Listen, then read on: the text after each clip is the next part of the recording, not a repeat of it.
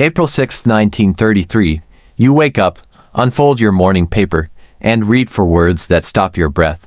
Your gold is now ours. No court hearing. No vote. No warning. One presidential signature the evening before, and overnight, the money you'd carried your whole life became federal property. You had 26 days to hand it in at a government-set price, or face a $10,000 fine and a decade behind bars.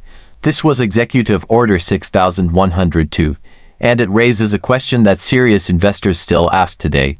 Could Washington pull this off again? To answer that honestly, we have to go beyond the official story, because the official story and the forensic record are two very different things. Segment 1: The crisis that made it possible to understand why FDR moved on gold. You need to understand just how close the entire American financial system came to complete disintegration. By March 1933, Roosevelt had been president for 30 days. The Depression was entering its fourth year. 15 million Americans were out of work. Half the nation's children were malnourished. More than 9,000 banks had already failed. 3 weeks before the gold order, FDR did something unprecedented. He shut every bank in the country. No deposits, no withdrawals, silence. The Federal Reserve Bank of New York had watched its gold reserves fall below the legal floor required to back the paper dollar. The system wasn't sick. It was dying. When banks reopened on March 13th, something unexpected happened. Americans deposited money rather than pulling it out. FDR's first fireside chat had steadied the public, barely, but the structural problem remained. Foreign creditors were demanding gold, not paper promises. American citizens were hoarding coins instead of spending them, and every dollar in circulation was legally convertible to gold on demand. People were starting to demand it. The gold standard had become a straitjacket. The government couldn't devalue the currency while citizens could walk into any bank and exchange paper for metal at the old rate. The gold had to leave private hands first. Executive Order 6102 wasn't primarily about patriotism or punishment. It was an engineered prerequisite. Segment 2: The real price of compliance. Here is what textbooks often leave out. Citizens who surrendered their gold were paid $20.67 per ounce, the official rate. 9 months later, FDR signed the Gold Reserve Act and repriced gold at $35 per ounce. In one legislative stroke, the government's gold reserves, much of it collected from ordinary Americans, increased in book value by nearly $3 billion. Overnight, those who complied had received roughly 59 cents on the dollar for their own property. The metal they handed in immediately became worth 69% more. The Americans who quietly kept their gold had, in effect, doubled their purchasing power relative to their neighbors who trusted the process. This is the fiscal reality that doesn't appear in the patriotism narrative. Segment 3: The enforcement myth. Now, the government threatened 10 years in prison and fines equivalent to roughly $250,000 in today's money. Newspapers ran the order. Radio broadcasts framed surrender as civic duty. Bank posters went up in every branch window. So how many Americans were actually prosecuted? 1. A single direct prosecution under Executive Order 6100 to itself. Frederick Barker Campbell, Harvard Law graduate, Wall Street attorney, had deposited 5,000 troy ounces at Chase National Bank. When he tried to reclaim it in September 1933, Chase handed him to federal authorities instead. One of the prosecutors on his case was a young assistant U.S. attorney named Thomas Dewey, who would later run for president twice. The judge ruled the order was technically invalid, signed by the wrong official. Campbell's gold was confiscated anyway. He never recovered it. Across the entire country, fewer than 20 people were prosecuted on related charges: a jeweler caught in a sting, a pair running a gold refinery on a fraudulent permit, a foreign corporation with gold in American custody. That was it. No home raids, no door-to-door searches. The story about IRS agents sealing safe deposit boxes and rifling through them. Historians have traced that to a documented hoax. It never happened. The government recovered its gold primarily from one source: the institutions it already controlled. Banks, Federal Reserve members, corporations with gold on their balance sheets, entities that had no ability to hide anything and no practical choice but to comply. The family with coins in a kitchen drawer. The farmer with a coffee tin buried under the barn floor. Functionally unreachable. Segment 4: How 75% of gold survived. Economists Milton Friedman and Anna Schwartz, in their landmark Monetary History, estimated that between 75 and 80% of privately held gold was never surrendered. 3 out of every 4 ounces hidden, buried, reclassified, or shipped out of the country. So how did millions of ordinary Americans beat the order? The forensic record reveals 4 methods that actually worked. Method 1. The personal exemption order allowed each individual to retain $100 in face value, roughly 5 ounces. A family of 5 could legally hold $500 in gold simply by distributing coins across every family member, including children. Grandmothers kept just under the limit in safe deposit boxes entirely within the law for decades. Method 2. The numismatic loopholes is the one that swallowed fortunes whole.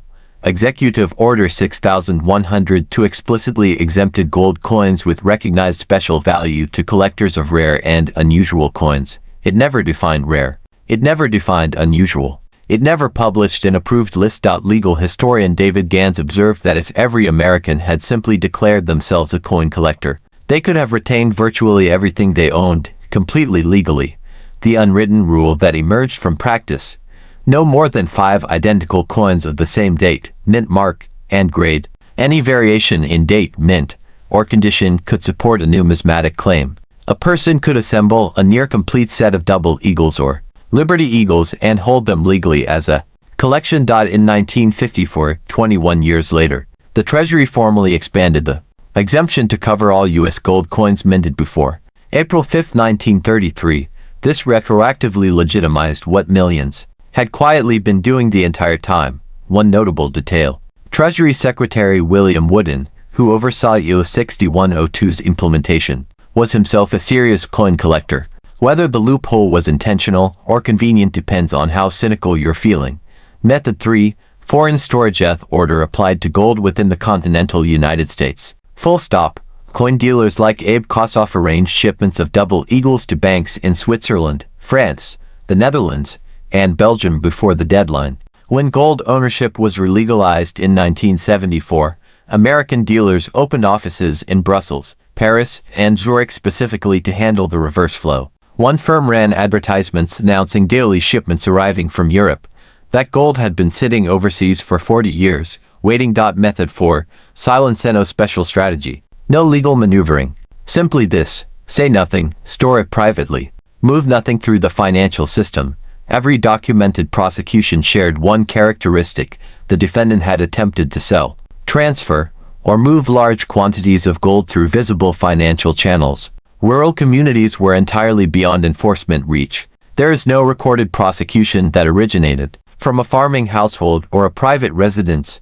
The Americans who lost their gold had trusted the banking system to hold it for them. The Americans who kept their gold trusted nothing but the metal itself and told nobody. Segment 5. The global pattern. America was not an isolated case. Gold confiscation has a consistent global signature: economic crisis, currency pressure, forced surrender. The pattern repeats across every continent and every era. Australia's Banking Act of 1959 empowered the government to compel delivery of all gold to the Reserve Bank within 30 days. The provision was suspended in 1976.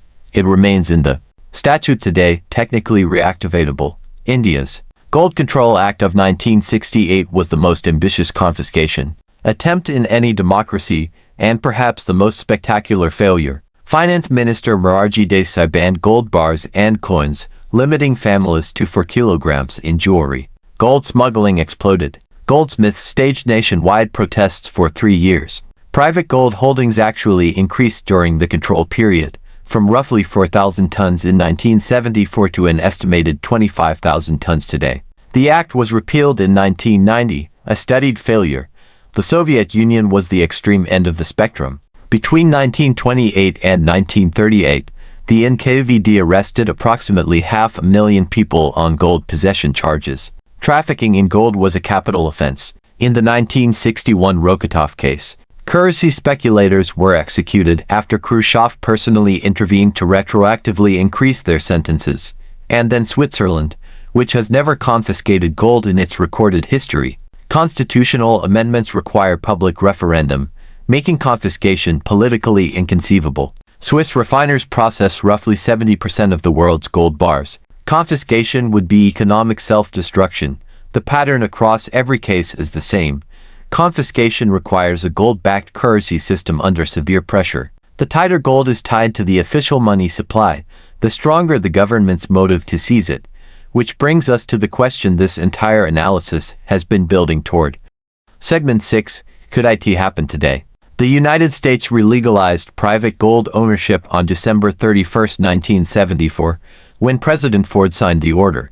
What changed legally since 1933 is substantial. The specific statutory authority Roosevelt used, Section 5B of the Trading with the Enemy Act, was fundamentally amended by Congress in 1977. The new language restricted those emergency gold powers to a formal wartime declaration. The United States has not declared war since 1941, the primary successor statute. The International Emergency Economic Powers Act grants broad emergency authority, but legal scholars note it authorizes asset freezing, not asset seizure. It requires that the triggering threat originates substantially from outside the United States, which rules out purely domestic financial crisis. It has never been used to confiscate gold from American citizens.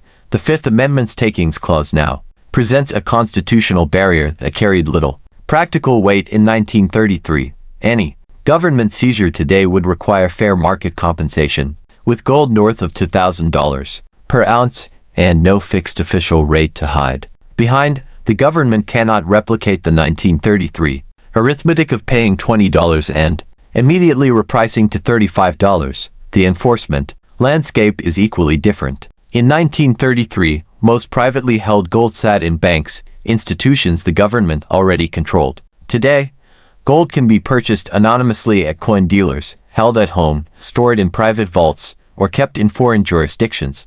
No federal registry of gold owners exists. Gold American Eagles are specifically exempt from the sales reporting required for most investment transactions, but here is where it matters to be precise. If you hold gold through ETFs, funds like GLD or IAU, that metal sits in custodian bank vaults. A regulatory order to those custodians could freeze or redirect that gold quickly. If you hold gold in an IRA through an approved custodian, it flows through the tax system. It is tracked. It is reachable. Those are the 2024 equivalents of the 1933 bank deposit. Physical gold in private hands is virtually unreachable through any legal mechanism that currently exists. The realistic, modern threats are not confiscation. They are targeted taxation, Congress raising the collectibles rate or imposing a windfall profits tax, enhanced reporting requirements, capital controls restricting export, outright seizure of physical gold from private citizens. Legal scholars across the ideological spectrum consider it implausible to the point of near impossibility under the current constitutional and statutory framework. Closing, the lesson of 1933. Here is what the historical record actually shows. The 1933 gold confiscation was not the sweeping national success the government presented it as. 3/4 of privately held gold was never surrendered. The people who lost their gold were those who stored it inside the system, in banks, with financial institutions, in forms the government could see, reach, and control. The people who kept their gold understood one thing the government was counting on them not to understand, that enforcement required visibility. And visibility was a choice. Today, the law is substantially different. The constitutional barriers are substantially higher. The enforcement mechanisms are substantially weaker. There is no gold-backed currency to protect, no monetary motive remotely comparable to 1933. But one principle hasn't changed across a century of fiscal history: the gold that survives any government action, whether taxation, reporting requirements, or the highly unlikely scenario of a future confiscation attempt, is always the gold held privately, physically and quietly. The gold the government can find is the gold the government can take. The lesson of 1933 wasn't written by FDR. It was written by the 75 to 80% of Americans who kept their mouths shut and their gold in their own hands. Outro. I'm Fiscal Historian, and if this breakdown was useful, the next video examines a question that's been coming up in the comments: what actually happens to gold when every major currency fails simultaneously, when there's no safe haven currency left to run to? That historical case exists. It's documented. And the answer is not what most people expect. Subscribe so you don't miss it.